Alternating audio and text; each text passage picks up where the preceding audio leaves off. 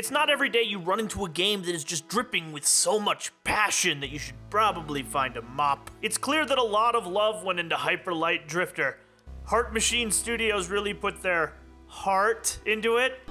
So what is the Drifter and why is he hyper light? Hyper Light Drifter is the result of a pretty popular Kickstarter and like 17 years of development.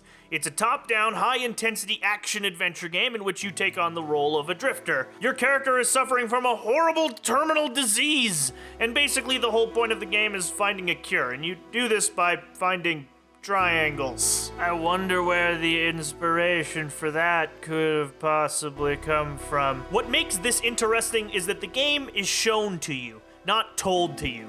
The only words present in the game are a few tutorial messages. Everything else in the game's story and world is expressed through visuals and images, and those visuals are gorgeous. I know a lot of people claim that pixel graphics have kind of been done to death lately, and I would not argue with you. There are a lot of them. But like any art style, if it's done well enough, it can stand out on its own. I mean, run your eyeballs over some of these environments.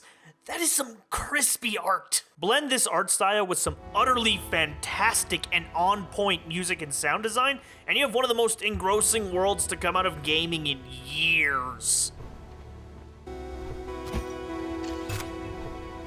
But these just aren't some empty, beautiful paintings that you just get to look at. You're almost constantly beset by enemies who really just want to ruin your whole day. Go away, I'm trying to look at trees! From tiny green like goblin dudes to raccoon warriors to frogmen, the variety of enemies in Hyper Light Drifter is actually pretty awesome. Instead of shoving you against the same stock groups of monsters, each of the game's 4 regions presents its own unique enemies. And that digs into the detail of the game's combat, which is fast, intense, and incredibly satisfying.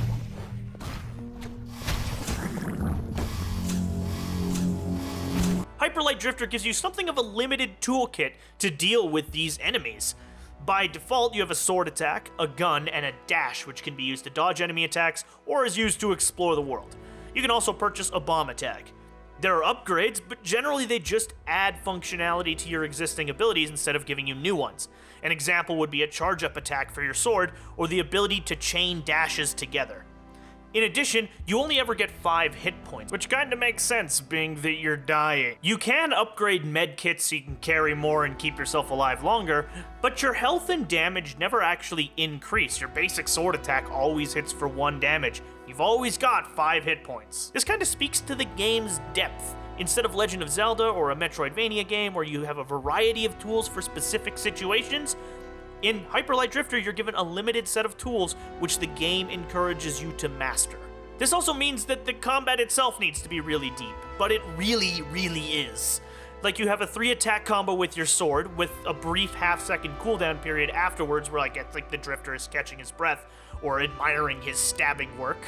But this leaves you vulnerable to enemy attacks, so you have to dodge out of it, which also has a short cooldown unless you manage to chain it. So you wind up with these hit-and-run tactics where you're dodging in and out of a fight, using your gun to supplement your damage, and trying to get opportunities to hit enemies. Enemies also telegraph their attacks pretty clearly. I'm a firing Malada! So you know when you should dive in for a quick attack, and when doing so will result in your shit getting pushed in. Mix this with your gun and you have a pretty deep combat system with a focus on mobility, which makes fights viscerally fun. And it's perfectly demonstrated against the game's bosses. While fights with huge flocks of, like, bird cultists, I guess, can be utter chaos, the bosses feel more like learning a dance. There's mechanics, attacks, rotations, times when they expose themselves.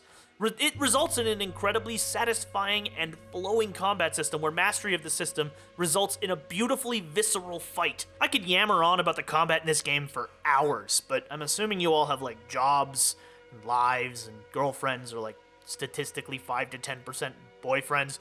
I'll sum it up by saying it's deep and fun to play around with, like a refrigerator box or a fleshlight. So finally, is Hyper Light Drifter a game I would recommend? Let me just say right now, not for everyone. Hyper Light Drifter shares a few design ideas with Dark Souls, in that it asks that the player improve themselves and not simply the character improve. It won't hold your hand, instead it'll break your fingers. You're left to your own devices on how to advance, and some of the bosses are ridiculously difficult until you get their attack patterns down. I wouldn't recommend it unless you enjoy this. But if you love a challenge and a beautiful world with which to explore, I think Heart Machine has made the game for you.